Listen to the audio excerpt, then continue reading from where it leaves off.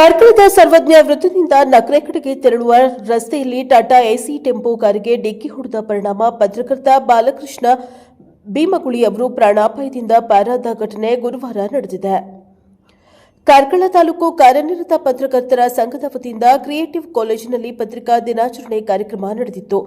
ಕಾರ್ಯಕ್ರಮದಲ್ಲಿ ಅತಿಥಿಯಾಗಿ ಭಾಗವಹಿಸಿದ್ದ ಹಿರಿಯ ಪತ್ರಕರ್ತ ಬಿಪಿನ್ ಚಂದ್ರಲಾಲ್ ನಕ್ರೆ ಅವರನ್ನ ಅವರ ಮನೆಗೆ ಕಾರಿನಲ್ಲಿ ಬಿಟ್ಟು ವಾಪಸ್ಸಾಗ್ತಾ ಇದ್ದ ವೇಳೆ ಈ ಘಟನೆ ಸಂಭವಿಸಿದೆ. ಪರಪ್ಪು ಸೇತುವೆ ದಾಟಿ ಸ್ವಲ್ಪ ದೂರ ಸಾಗ್ತಾ ಇದ್ದಾಗ ರಸ್ತೆ ಬದಿಯಲ್ಲಿ ಒಂದು ಕಾರನ್ನು ನಿಲ್ಲಿಸಲಾಗಿತ್ತು.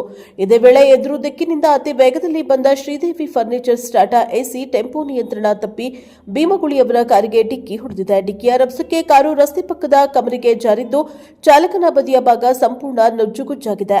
ಟಾಟಾ ಎಸಿ ವಾಹನಕ್ಕೂ ಹಾನಿಯಾಗಿದೆ. ಅದೃಷ್ಟವಶಾತ್ ಎರಡೂ ವಾಹನಗಳಲ್ಲಿದ್ದವರು ಪ್ರಾಣಾಪಾಯದಿಂದ ಪಾರಾಗಿದ್ದಾರೆ. ಟಾಟಾ ಎಸಿ ವಾಹನದ ಅತಿಯಾದ ವೇಗವೇ ಅಪಘಾತಕ್ಕೆ ಪ್ರಮುಖ ಕಾರಣ ಎಂದು ಪ್ರತ್ಯಕ್ಷದರ್ಶಿಗಳು ತಿಳಿಸಿದ್ದಾರೆ.